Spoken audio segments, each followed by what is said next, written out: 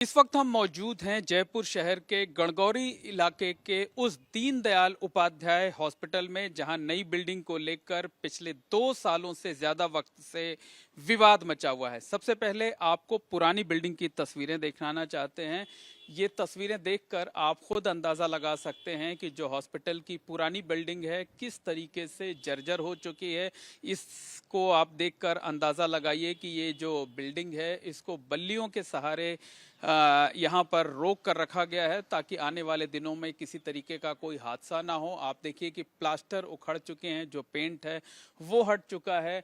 बाईं तरफ की जो पुरानी बिल्डिंग है, देखिए इसकी जो दीवारें हैं वो काली पड़ चुकी हैं। इसको मेंटेनेंस के लिए फंड इसलिए नहीं मिल रहा है क्योंकि बाईं तरफ आप जो देखेंगे नई बिल्डिंग एक बनकर तैयार हो चुकी है। पूरा हॉस्पिटल इसमें शिफ्ट होना था और इस वजह से जो है, चूंकि पिछले 2 सालों से ज्यादा का वक्त हो चुका है, नई बिल्डिंग का 80% से ज्यादा काम पूरा हो चुका था। सिर्फ इसमें मेंटेनेंस का काम होना है, फर्निशिंग का काम होना है और इस वजह से जो है, लेकिन जो काम रोका गया, जो राजनीतिक विवाद हुआ, राजनीतिक विवाद के बाद से 2 सालों से ज्यादा का वक्त हो चुका है और ये नई बिल्डिंग का काम इसी तरीके से रुका पड़ा हुआ है। काम कब शुरू होगा इस बारे में बताने वाला कोई नहीं है, लेकिन सियासत इस मुद्दे पर जमकर हो रही है। जो बीजेपी के स्थानीय विधायक हैं बाबा बाल मुकुंद आचार्य, उनका साफ तौर पर कहना है कि इसमें क्वालिटी का वर्क नहीं हो रहा था, इसलिए उन्होंने काम रुकवाया है। लेकिन सवाल यह है कि जब उनकी ही अपनी सरकार है तो फिर क्वालिटी को ठीक कराकर या जो कॉन्ट्रैक्टर है उस पर पेनाल्टी लगाकर क्यों इस बिल्डिंग का निर्माण कार्य शुरू नहीं कराया जा सक रहा है। दूसरी तरफ कांग्रेस पार्टी इसे लेकर निशाना साध रही है। कांग्रेस पार्टी के जो विधायक हैं अमीन कागजी, वो तो यहाँ तक दावा कर रहे हैं कि अगर सरकार के पास फंड की कमी है तो वो अपने विधायक निधि की पूरी रकम जो है वो इस अस्पताल को देने को तैयार हैं, क्योंकि लोगों की सेहत, लोगों की जिंदगी से कतई खिलवाड़ नहीं होना चाहिए। अब देखना ये होगा कि राजस्थान सरकार, राजस्थान का स्वास्थ्य महकमा इस मामले में क्या कदम उठाता है।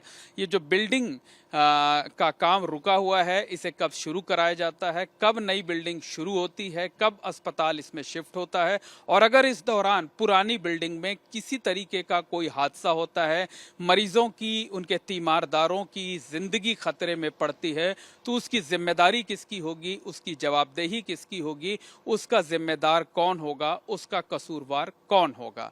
अगर एक पल के लिए ये मान लिया जाए कि सिस्टम को मरीजों और उनके तीमारदारों की सुरक्षा को लेकर कोई फिक्र नहीं है, तो भी बीजेपी को कम से कम उस दीनदयाल उपाध्याय के नाम का लिहाज करना चाहिए था जिनके नाम पर यह अस्पताल संचालित हो रहा है, जिसके नाम पर बीजेपी वोट मांगती है, सरकार में आती है, सत्ता संभालती है। कहा जा सकता है कि अगर पुरानी बिल्डिंग में कोई हादसा होता है तो क्या उससे पंडित दीनदयाल उपाध्याय का नाम खराब नहीं होगा।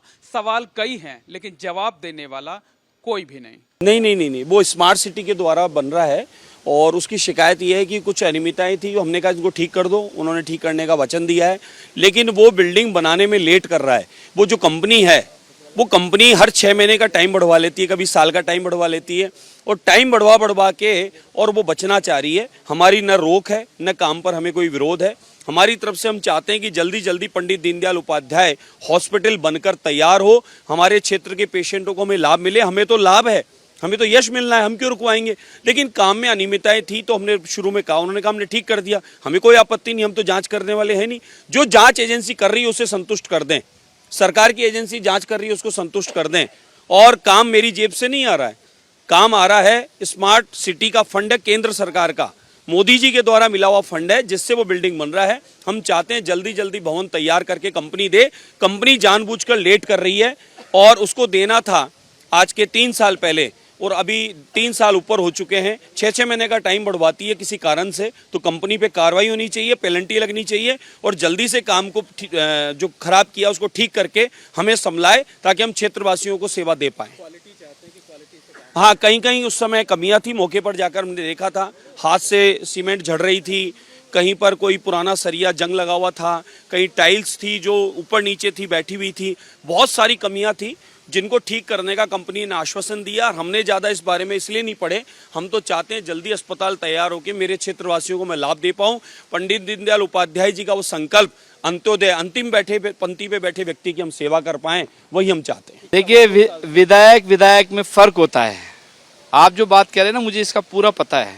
वहाँ आप ये देखिए कि ये जो गणगौरी हॉस्पिटल है, ये जब सैटेलाइट हॉस्पिटल बना तब दुर्मिया इसके मंत्री थे चिकित्सा के, तो मेरे वालिद साहब जिला कांग्रेस अध्यक्ष थे।